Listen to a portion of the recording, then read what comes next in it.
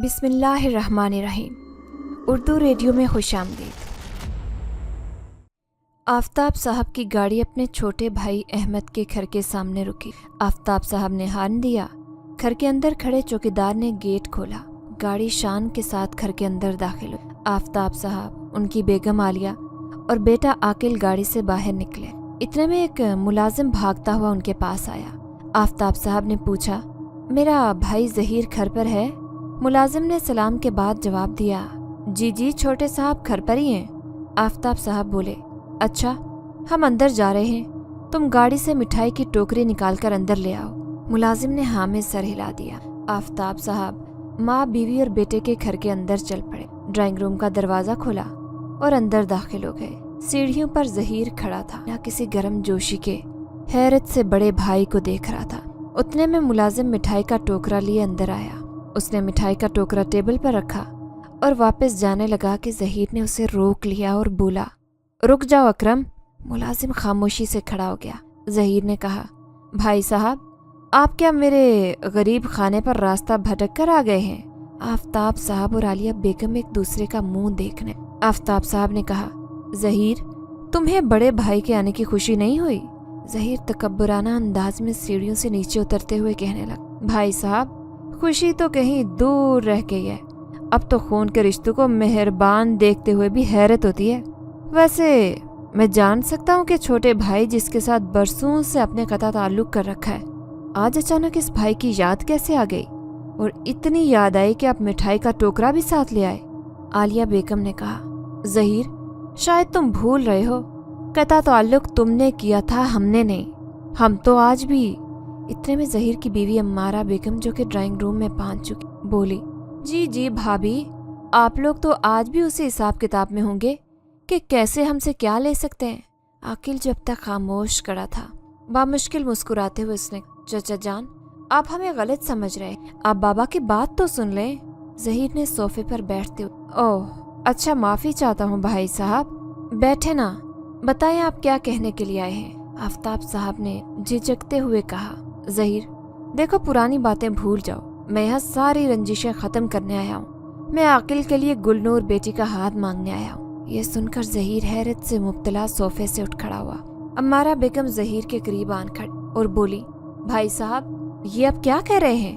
ارے بلکہ میں تو آپ کی ہمت کی داد دیتی ہوں، اتنا سب کچھ ہو جانے کے باوجود آپ کس ڈٹھائی سے یہاں ہمارے گھر میں کھڑے یہ بات کر رہے ہیں؟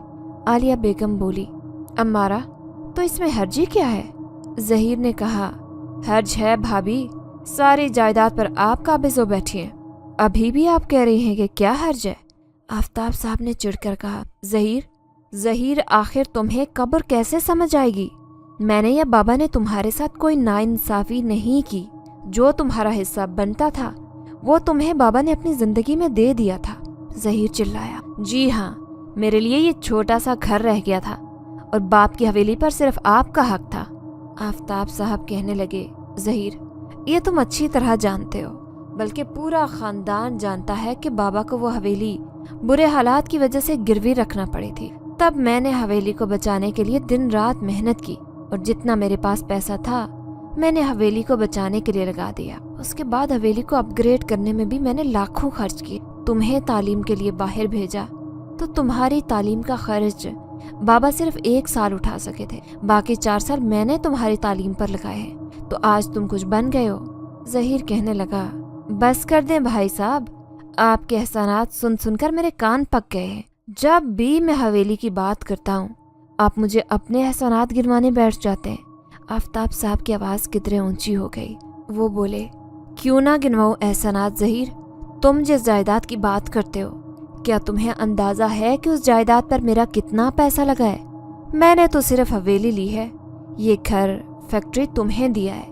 امارہ بیگم فوراً بولی، بس کریں بھائی صاحب، آپ مٹھائی کا ٹوکرا اٹھائیں اور جائیں یہاں سے، گلنور اور عاقل کا رشتہ نہیں ہو سکتا۔ ظہیر پاؤں پٹکتے ہوئے وہاں سے چل پڑا اور کمرے میں داخل ہو گیا، جبکہ امارہ بیگم دوسری جانب منہ پھیر کر کھڑی ہو گئی۔ عاقل کی آنکھوں میں تیرتے پانی کو آفتاب صاحب اور عالیہ بیگم بخوبی دیکھ سکتے تھے، مگر کچھ کر نہیں سکتے۔ عالیہ بیگم نے عاقل کے کندھے پر ہاتھ رکھا اور دھیرے سے بولی، بیٹا چلو گھر چلے۔ ड्राइंग रूम से निकले और गाड़ी की तरफ चल पड़े। गाड़ी के करीब पहुंचकर आफताब साहब और आलिया बेगम गाड़ी के अंदर बैठ गए, जबकि आकिल दूसरी मंजिल पर बने एक कमरे की तरफ देख रहा था, जिसकी खुली खिड़की से झांकती 2 आंखें उसे देखे जा रही थी। आलिया बेगम ने यह मंजर देखा तो बोली, आकिल बैठ जाओ गाड़ी में, वो तुम्हारे नसीब में नहीं है बेटा। आकिल गाड़ी में बैठा और गाड़ी घर से बाहर निकल गई। रात का 1 बज रहा था। कमरे में अंधेरा था, गहरी खामोशी थी, मगर उस खामोशी में तकिए के अंदर मुंह छुपाए सिसकियां लेती आवाजें कमरे में गूंज रही थी। उसने अपना चेहरा तकिए के अंदर छुपाया हुआ था। उसकी सिसकियों की आवाज वहीं गुम हो जाए, मगर ये महज उसकी खाम ख्याली थी। इतने में कमरे की खिड़की आहिस्ता आहिस्ता उस पर दस्तक देने की आवाज आई। उसने चौंक कर खिड़की की तरफ देखा। उसे एक साया नजर आया। वो तेजी से उठी और अपने आंसू पोंछते हुए खिड़की की तरफ लपकी। शीशे से बाहर देखा तो ठटक कर रह गई। बाहर आकिल था। आकिल को देखकर उसने जल्दी से खिड़की खोल दी। आकिल ने सरगोशी करते हुए कहा, गुलनूर मुझे अंदर आने दो, मैंने तुम्हारे साथ जरूरी बात करनी है। गुलनूर ने नहीं में सर हिलाते हुए कहा, आकिल आप यहाँ से चले जाएं, सब खत्म हो गया है, कुछ नहीं बचा। आकिल धीरे से बोला, नहीं गुलनूर, जब तक हमारी सांसें चल रही हैं तब तक उम्मीद नहीं खत्म हो सकती। तुम मेरी हो और सिर्फ मेरी रहोगी। हाँ तुम सिर्फ हाँ करो, मैं तुम्हें अभी इसी वक्त ले जाऊंगा। इतने में पीछे से आकिल के कंधे पर किसी ने हाथ रखा। आकिल ने हड़बड़ा कर पीछे देखा तो एक जोरदार तमाचा उसके मुंह पर पड़ा। आकिल के सामने उसकी चची अम्मारा बेगम खड़ी थी।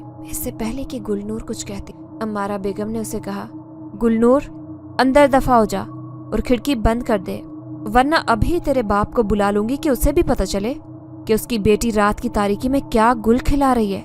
ये सुनकर गुलनूर तो जैसे सकते में आ गई। अम्मारा बेगम ने आकिल से कहा, सुन लड़के, मेरे जीते जी गुलनूर की शादी तुझसे नहीं होगी, चाहे उसके लिए मुझे कुछ भी करना पड़े, और अगर आइंदा तूने इधर का रुख किया तो फिर मुझसे गिला मत करना। अब दफा हो जाओ। आकिल ने मुड़कर गुल पर एक नजर डाली और वहां से चला गया। सिसकियां लेते गुलनूर को कई दिन गुजर गए थे। उसका कोई पुरसान हाल नहीं। अम्मारा बेगम गुलनूर की सौतेली माँ थी। खानदान में कोई भी अम्मारा बेगम को पसंद नहीं करता था। एक निहायत भयानक हकीकत अम्मारा बेगम के साथ मुंसलिक थी। उसमें हकीकत कितनी थी कन्फर्म किसी को भी नहीं, मगर सबका यही कहना था कि अम्मारा बेगम ने ज़हीर साहब की जिंदगी में शामिल होने के लिए गुलनूर की माँ रक्षंदा को जहर दिया। सच कुछ यूँ था कि अम्मारा बेगम ज़हीर साहब के साथ यूनिवर्सिटी में पढ़ती थी। यूनिवर्सिटी के 5 साल जो ज़हीर ने अम्मारा बेगम के साथ बाहर गुजारे थे, वो अम्मारा बेगम को दिल दे बैठे थे। अम्मारा का ताल्लुक भी अमीर खानदान से था, मगर जब ज़हीर पाकिस्तान वापस आया तो उसे सरप्राइज दिया गया कि उसका रिश्ता उसकी कज़न रक्षंदा से हो चुका है। 1 महीने के अंदर अंदर शादी की तारीख भी रख दी गई है। ज़हीर घर वालों को अम्मारा की हकीकत बताना चाहता था, लेकिन उसे कुछ भी कहने की मोहलत नहीं दी गई। जोरों शोर से शादी की तैयारियां शुरू कर दी गई। अम्मारा को जब ज़हीर की शादी का इल्म हुआ, उसने ज़हीर को वर्गलाने की बहुत कोशिश, मगर ज़हीर खानदान के रस्मों रिवाज के सामने कुछ नहीं कर सका। बिलाखिर ज़हीर और रक्षंदा की शादी हो गई। रक्षंदा अपनी आंखों में हजारों ख्वाब लिए रुखसत होकर पिया घर चली आई। ज़हीर का पहले दिन से रक्षंदा के साथ बर्ताव कुछ अच्छा नहीं था, जिसे खानदान वालों ने भी महसूस किया। आखिर शादी के 3 महीने बाद ज़हीर ने हिम्मत की और घर वालों को अम्मारा के बारे में सब कुछ बता दिया। घर में बहुत हंगामा हुआ। अम्मारा चूंकि खानदान की नहीं थी, इसीलिए कोई भी उसे कबूल करने के लिए तैयार नहीं था, और रक्षंदा घर की लाडली बहू थी, इसीलिए भी सबका वोट रक्षंदा के हक में था।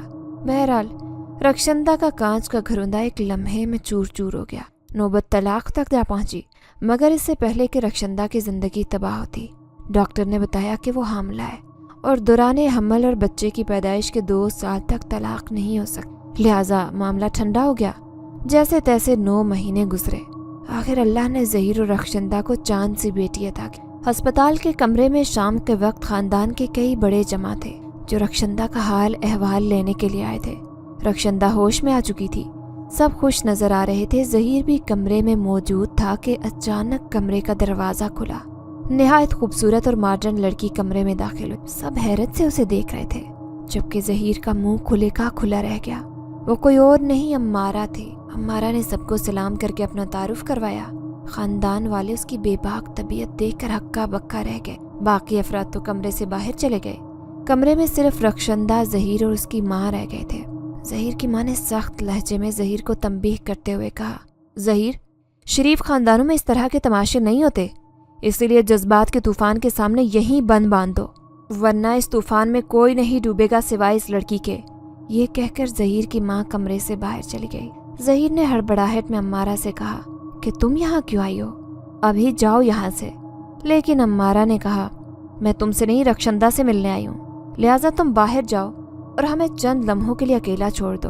अम्मारा के इसरार पर ज़हीर कमरे से बाहर चला गया। न जाने रक्षंदा और अम्मारा के दरमियान क्या बात हुई, लेकिन अम्मारा के जाने के बाद रक्षंदा बहुत सुकून महसूस कर रही थी। घरवालों को उसने यही बताया था कि सब ठीक है। रात खैरियत से गुजर गई। ज़हीर भी घर चला गया। अस्पताल में रक्षंदा के पास उसकी सांस रुकी हुई थी। ज़हीर सुबह नाश्ता लेकर अस्पताल पहुंचा।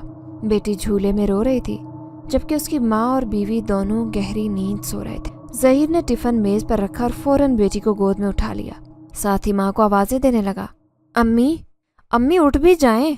ज़हीर की आवाजें सुनकर माँ उठ बैठी। ज़हीर बोला, अम्मी, आप दोनों कितना सोएंगी? बेटी ना जाने कब से रो रही है, शायद इसे भूख लगी है। माँ ने कहा, बस बेटा, फजर के वक्त मेरी आंख लगी है, इसीलिए आंख नहीं खुल रही थी, रुको मैं इसका दूध बनाती हूँ। ये कहकर ज़हीर की माँ ने पोती के लिए फीडर बनाकर ज़हीर बेटी को फीडर पिलाने लगा। उसके बाद ज़हीर की माँ रक्षंदा को जगाने लगी, मगर वो तो गहरी नींद सोई हुई थी। कई बार जगाने के बाद भी रक्षंदा न उठे। ज़हीर ने बेटी माँ की गोद में दी और डॉक्टर को बुलाने के लिए कमरे से बाहर भागा। थोड़ी देर बाद ही डॉक्टर कमरे में था। डॉक्टर ने रक्षंदा का मायना करने के बाद दुख भरे अंदाज में कहा, बहुत अफसोस है कि आपकी बहू अब हम में नहीं रही। सास के तो पांव तले से जमीन निकल गई। रक्षंदा जो बिल्कुल ठीक ठाक थी, उसे क्या हुआ?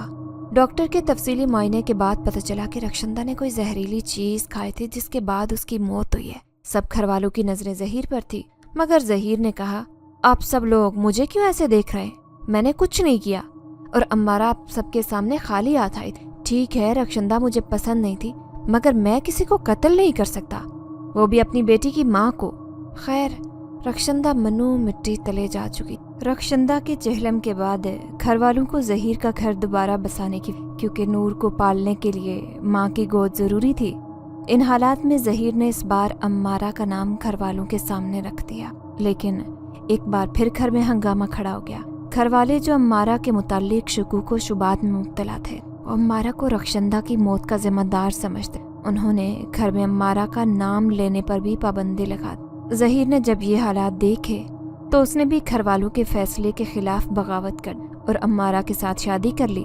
अम्मारा एक बहुत बड़े बिजनेसमैन की बेटी थी, लिहाजा अम्मारा के बाप ने खुद अपनी बेटी का निकाह ज़हीर के साथ करवा दिया। निकाह करके ज़हीर जब अम्मारा को घर लेकर आया तो खानदान के किसी भी फर्द ने अम्मारा को कबूल करने से इनकार कर दिया। बिलाखिर ज़हीर को अम्मारा को लेकर अलग होना पड़ा।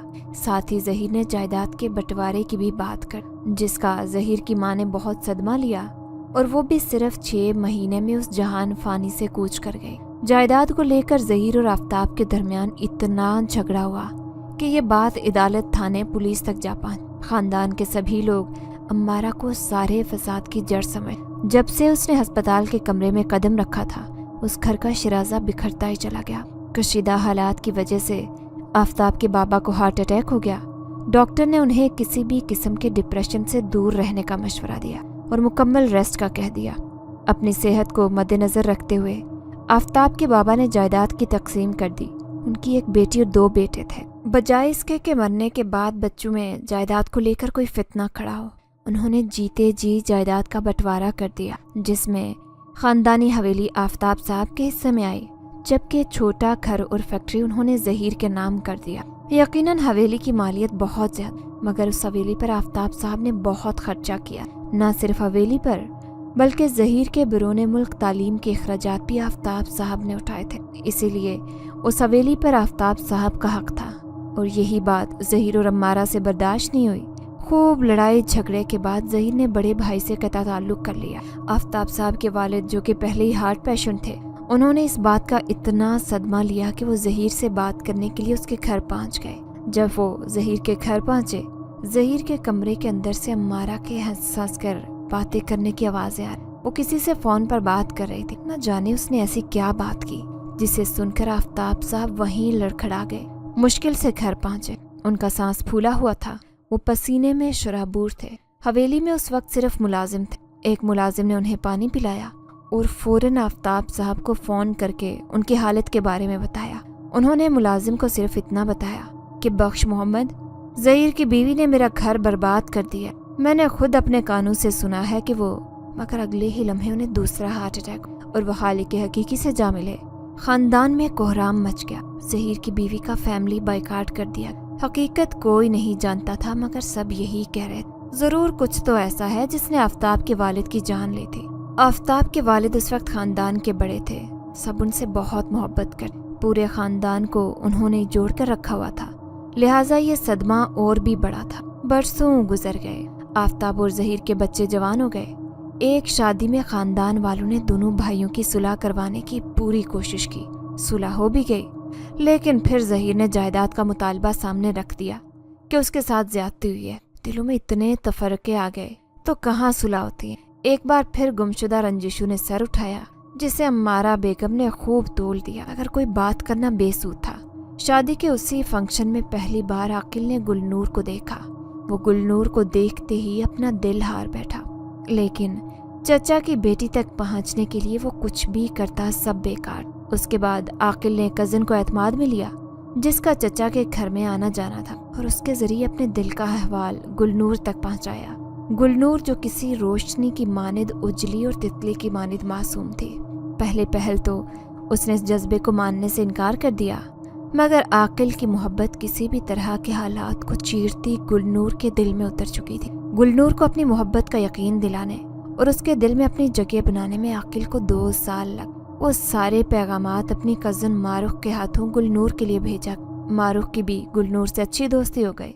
यूनिवर्सिटी से फ्री होते ही जैसे ही आकिल ने आफताब साहब के बिजनेस में उनका हाथ बटाना शुरू किया, उसकी माँ के सामने उसने गुलनूर से शादी की ख्वाहिश जाहिर कर दी, जिसे सुनते ही उसकी माँ आलिया बेगम ने इनकार कर दिया, क्योंकि ज़हीर और उसकी बीवी अम्मारा के रवैयों से सारा खानदान वाकिफ था। घर में एक नई बहस शुरू हो चुकी, आकिल और गुलनूर की शादी।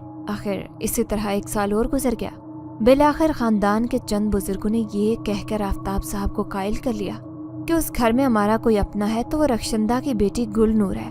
अगर वो गुलनूर को वापस ले आते हैं तो रक्षंदा की निशानी हमारे पास वापस आ जाए। फिर चाहे वो लोग हमसे मेल जोल रखें या नहीं, क्या फर्क पड़ता है। आखिर आफताब साहब आलिया बेगम और बेटे के साथ गुल का हाथ मांगने, लेकिन वहाँ जो हुआ वो उनकी तवक्को के ऐन मुताबिक उन्हें मायूस लौटना पड़ा। कई दिन गुजर गए। गुलनूर के चेहरे पर लिखी उदासी की दास्तान बासानी कोई भी पढ़। रात के खाने के वक्त सब टेबल पर मौजूद थे। गुलनूर के सौतेले 2 बहन भाई भी थे। अम्मारा बेगम ने कहा, ज़हीर साहब आपसे ज़रूरी बात करनी है। ज़हीर ने हाँ में सर हिला दिया। अम्मारा ने अपनी बात जारी रखते हुए कहा, मैंने गुलनूर का रिश्ता तय कर दिया है। ये बात इतनी गैर मुतवक्के थी कि खाने की टेबल पर बैठे सभी लोगों के हाथ रुक गए और वो एक दूसरे का मुंह देख रहे। ज़हीर ने हैरत से पूछा, कमाल है अम्मारा, इतनी बड़ी बात और तुमने इतनी आसानी से कह दी। मतलब गुल का रिश्ता तुमने तय कर दिया और मुझसे पूछा भी नहीं। अम्मारा बोली, आपकी हैरत बजा है, लेकिन मुझे ये भी इल्म था कि आपको ये रिश्ता ज़रूर पसंद आएगा। आपके बिजनेस पार्टनर शाहिद हुसैन के बेटे काशान कैसा रहेगा। गुलनूर के लिए काशान का नाम सुनते ही ज़हीर के चेहरे पर हल्की सी मुस्कुराहट फैल गई। कहने लगे, ये तो बहुत अच्छा रिश्ता है, लेकिन तुमने कैसे ये सब कर लिया। ये सुनकर अम्मारा हंसी और बोली, देखा मुझे इल्म था कि आपका यही रिएक्शन होगा। शाहिद भाई की बेगम के साथ मेरी कितनी दोस्ती है, आपको तो मालूम ही है। चंद दिन पहले भाभी ने मुझे कॉल की तो उन्होंने कहा कि वो काशान के लिए रिश्ता ढूंढ रही हैं। ये सुनते ही मेरे दिल में गुल का ख्याल आया और मैंने लगे हाथों उनके सामने गुल और काशान की जोड़ी की राय दे दी। अब हम दोनों फैमिलीज एक दूसरे को बहुत अच्छे तरीके से जाहिर है इस रिश्ते में बज़ाहिर किसी को कोई एतराज़ नहीं हो और एतराज़ की कोई वजह भी नहीं है। लिहाजा उन्होंने कल शाम भाई साहब से बात करके आज सुबह मुझे इस रिश्ते के लिए हाँ कर दी है और साथ में ये भी कहा है कि मैं आपके इल्म में दे दूं। कल रात के खाने पर शाहिद भाई और उनकी भाभी शादी की तारीख रखने आ रहे हैं। ये सुनते ही गुल टेबल से उठी और तेज तेज कदम उठाती अपने कमरे में। गुल ने कमरे का दरवाजा अंदर से बंद कर दिया दुपट्टा उतार कर उसे बेड पर फेंका और कमरे में तेज तेज चलने लगा। उसे कमरे के अंदर अपना दम घुटता महसूस हो रहा था। आकिल की मोहब्बत ने पूरी तरह गुल के दिल को अपने शिकंजे में लिया हुआ था। गुल के पास फोन भी नहीं था, उसका आकिल से डायरेक्ट कोई राब्ता नहीं था। गुल के तमाम पैगामात मारुख ही लेकर आया करती थी। ऐसे में मारुख को बुलाना अशद जरूरी था। निहायत बेचैनी के आलम में गुल ड्राइंग रूम में सबके जाने का इंतजार करने लगी। जब सब खाना खाकर अपने अपने कमरों में जा चुके तो गुल ने अपनी मुलाजमा के जरिए मारुख के लिए पैगाम भिजवाया कि वो फौरन आकर उससे मिले। गुल का पैगाम मिलते ही मारुख गुल से मिलने के लिए पहुंच गई। गुल की शादी की खबर जैसे ही आकिल तक पहुंची वो शदीद गुस्से में आ गई। आकिल ने गुल को पैगाम भिजवाया कि वो आज रात तैयार है, वो गुल को लेने के लिए आए और कोई उसे नहीं रोक सकता क्योंकि खानदान के तमाम बुजुर्ग आकिल के साथ। इसलिए एक ज़हीर चचा के इनकार कर देने से वो गुल से कभी दस्तबरदार नहीं। फिर यही हुआ। रात के 10 बजे आकिल गुल को लेने के लिए चचा के घर पहुंच गए। उस वक्त शाहिद साहब अपनी बेगम के साथ वहां मौजूद थे, मगर आकिल ने किसी का लिहाज टेबल के करीब ट्रे लिए खड़ी गुल का हाथ पकड़कर उसे साथ ले जाने लगा, जिस पर उसके चचा तेश में आ गए। उन्होंने आकिल के मुंह पर तमच्चा मारा और बोले, मेरी बेटी का हाथ छोड़ दो आकिल, इसकी अगले हफ्ते रुखसती है। आकिल ने कहा, चाचा जान, मैं रात के अंधेरे में भी गुल को साथ ले जा सकता था, मगर मैंने ऐसा नहीं किया क्योंकि मेरी नीयत साफ है, मेरा अल्लाह गवाह है। मगर आपकी नीयत की गवाही कौन देगा चाचा जान? ज़हीर ने जवाब दिया, मैं तुमसे बहस नहीं करना चाहता, समझ गए? और गुल, तुमने अगर एक कदम भी बाहर निकाला तो मेरा मरा हुआ मुंह देखोगी। बाप की लाश पर फिर मनाती रहना खुशियाँ। गुल ने आकिल से अपना हाथ छुड़ा लिया और बिना कुछ कहे कमरे में भागी चली। आकिल गुल को आवाजें देता रहा, उसके कमरे के दरवाजे पर दस्तक देता रहा, लेकिन गुल ने उसकी किसी बात का कोई जवाब। गुल की बेवफाई ने आकिल को तोड़ दिया। वो मायूस होकर वहां से चला गया। जाते जाते उसने चचा से कहा, चचा जान, कैसा बदकिस्मत घर है आपका, क्योंकि हमेशा आपके दरवाजे से बेमुराद ही लौटते हैं। एक तूफान था जो थम गया। गुल की शादी काशान से हो गई। एक हफ्ते के अंदर अंदर गुल ब्याह करके काशान के घर चली, लेकिन यहाँ भी कड़ी आजमाइश गुल की मुंड। काशान की अपनी लव स्टोरी थी, उसके वालिदैन उसकी लव स्टोरी के खिलाफ थे। समझ से बाहर है कि जमाना हमेशा मोहब्बत के खिलाफ क्यों होता है, या दिल वहाँ ही क्यों लगता है जहाँ मिलन की आस उम्मीद नहीं। काशान के साथ भी कुछ ऐसा ही। घर वालों ने उसकी शादी जबरदस्ती गुल से कर, मगर दोनों के मिजाजों में जमीन आसमान का फर्क था। गुल सीधी सादी 5 वक्त की नमाजी खामोश तबी थी, जबकि काशान को शौक, चंचल, मॉडर्न और पुरअतमाद लड़कियां पसंद थी। जिस रिश्ते में कबूलियत ही न हो वो रिश्ता कैसे चल सकता। शादी के 1 माह बाद काशान ने मुल्क से बाहर जाने का फैसला कर लिया। उसके वालिद शाहिद साहब उसे रोकते रहे, मगर जब दिल बागी हो तो इंसान नहीं देखता कि उसके सामने कौन खड़ा। जाते हुए उसने मुड़कर एक नजर भी गुल पर ना डाली कि वो कितनी उम्मीदें लगाए शोहर की तरफ देख। काशान बाहर चला गया। बाहर जाकर भी उसने गुल से कोई राब्ता नहीं, सिर्फ एक बार कॉल करके माँ को अपनी खैरियत का बताया।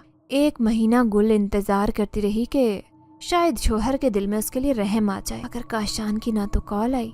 ठीक 1 महीने बाद एक लिफाफा आ गया जिसमें एक खत था। खत के अंदर लिखा था कि काशान जिस लड़की से मोहब्बत करता था उसने लंदन में उस लड़की से शादी कर ली है। खत के साथ गुल के लिए भी एक कागज। वो कोई आम कागज नहीं था बल्कि तलाक ना। काशान ने गुल को तलाक दे दी। गुल चंद ख्वाब बाप के घर दफन करके गई, शायद के शोहर की तवज्जो उसे फिर से ख्वाब देखने का मौका दे दे, मगर उसे तो ये सोचने की मोहलत भी नहीं वो ख्वाब देखने का भी हक। गुलनूर जिस तरह गई थी ठीक 2 महीने बाद उसी तरह वापस आ गई। ये खबर सारे खानदान में जंगल की आग की तरह फैल गई। आकिल तक खबर पहुंची तो वो गुलनूर से मिलने के लिए बेचैन हो, मगर उसकी माँ आलिया बेगम ने उसे अपनी मोहब्बत का वास्ता देकर रोक दिया। गुल के पास न कोई ख्वाब था न ही मुस्तक़बिल। वो दिन रात अपने कमरे में बंद रहती। उसकी आंखें पत्थर आंखों से आबशार की मानिंद पानी बहता रहता।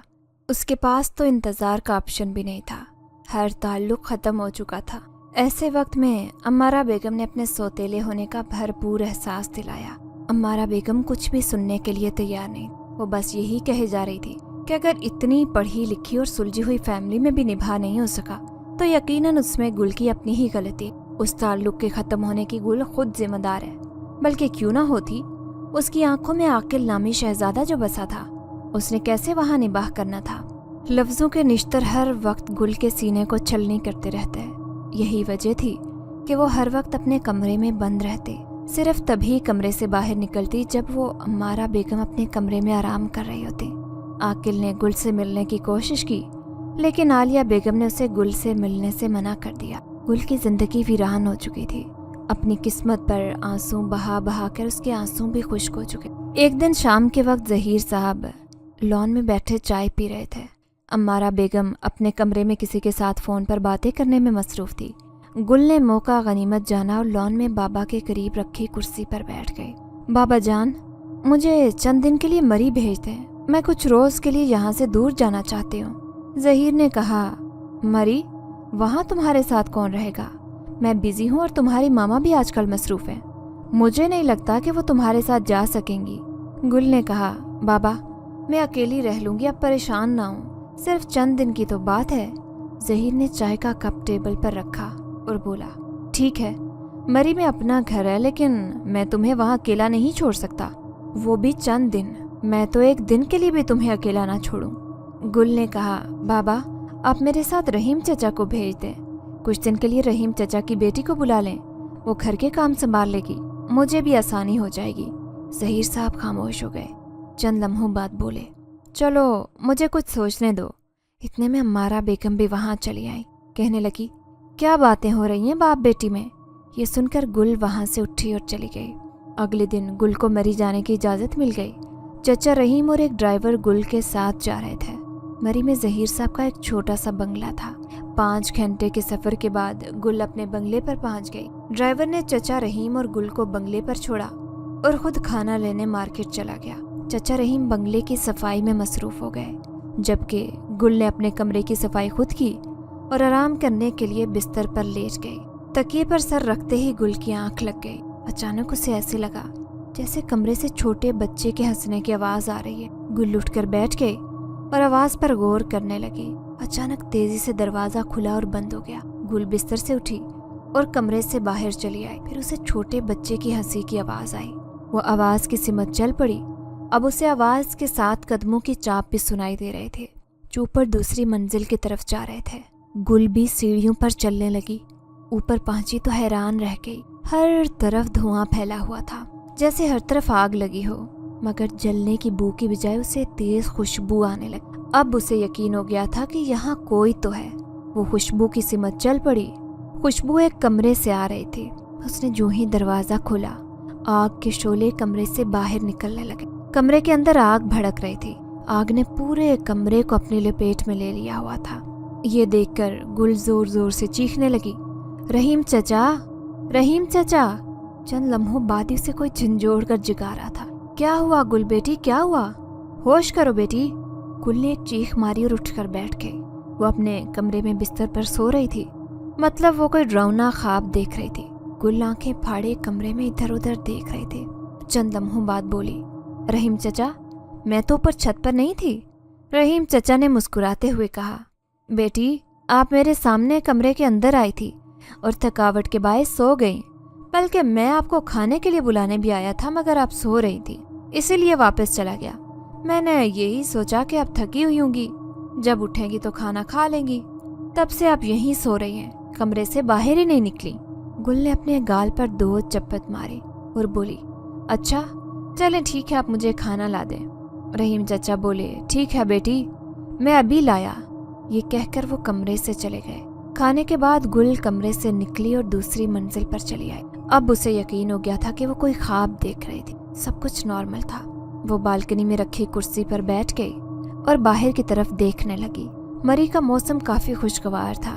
गुल को यहाँ रहते हुए 3 दिन गुजर चुके थे। वो अपना ज्यादातर वक्त यहीं बालकनी में बैठकर गुजारती।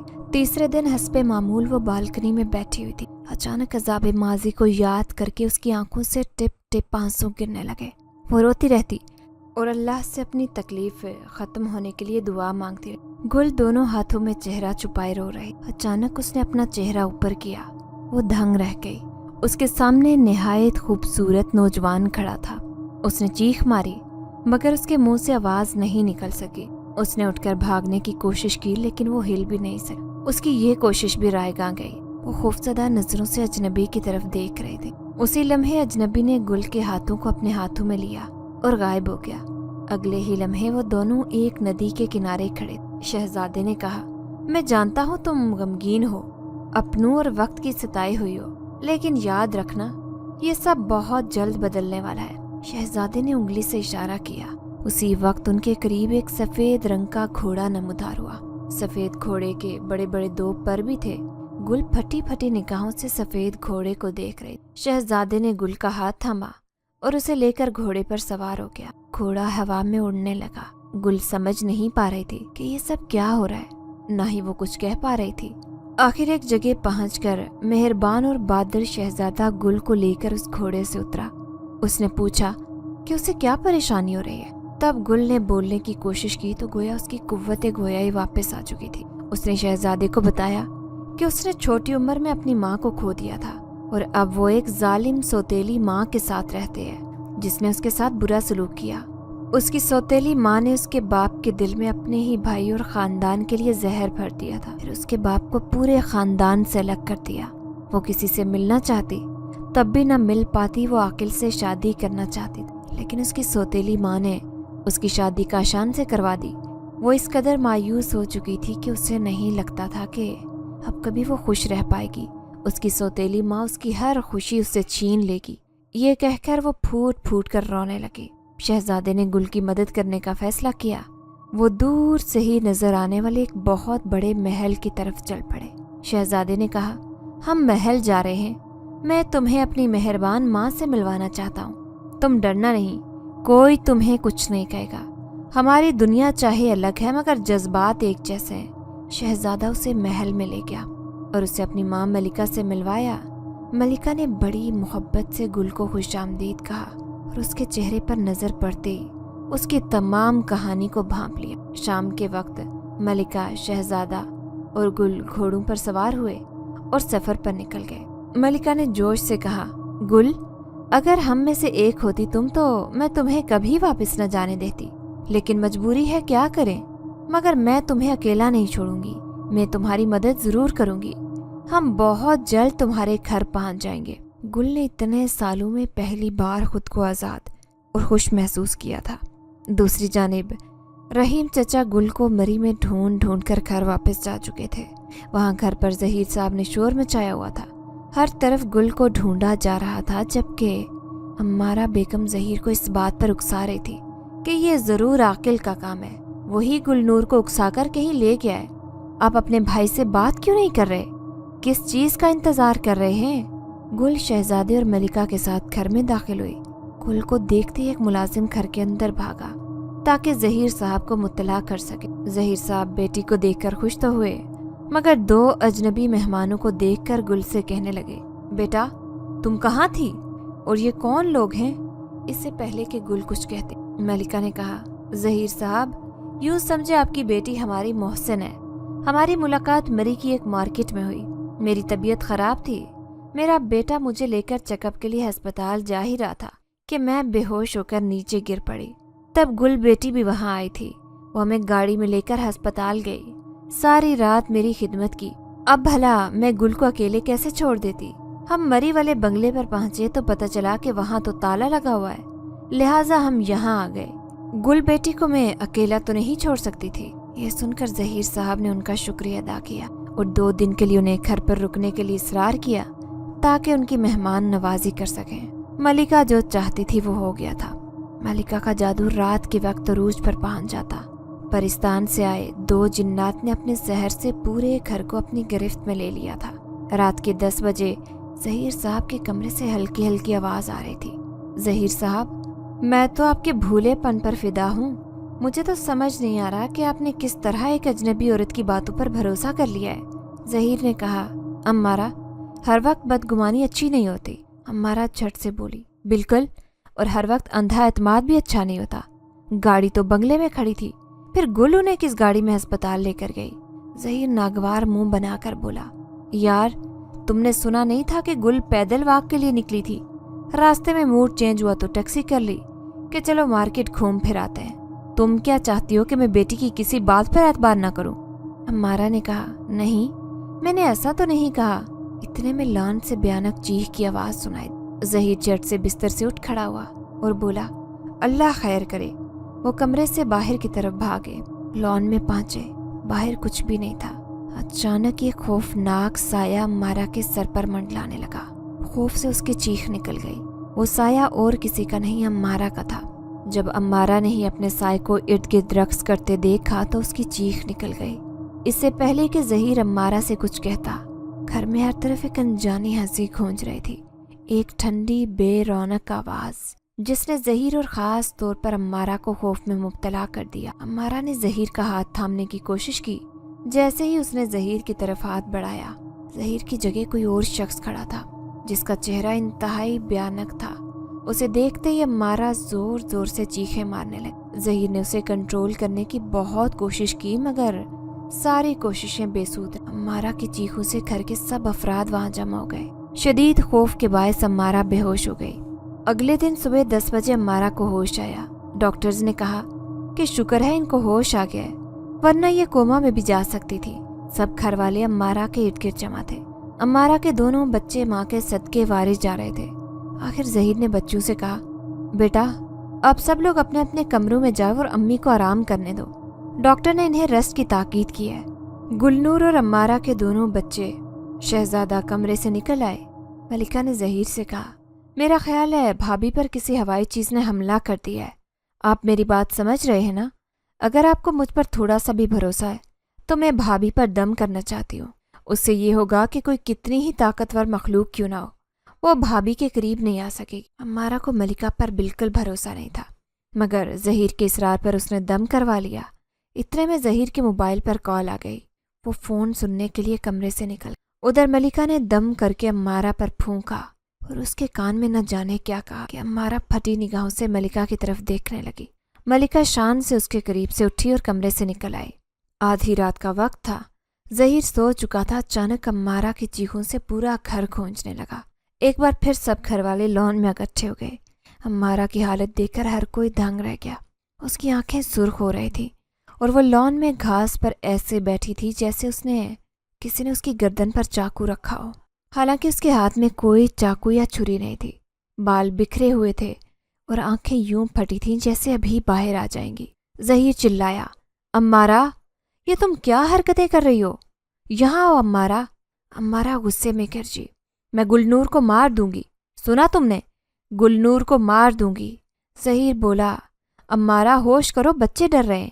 امارہ نے زوردار کہکا لگایا اور بولی، میرے بچے میری طرح بہادر ہیں، وہ نہیں ڈرتے، بلکہ جس طرح میں نے رخشندہ نامی کانٹے کو زہر دے کر راستے سے ہٹایا، بالکل اسی طرح میری بیٹی گل نور نامی کانٹے کو زہر دے کر راستے سے ہٹائے گی۔ ظہیر غصے سے چیخا، امارہ تم کیا بکواس کر رہی ہو؟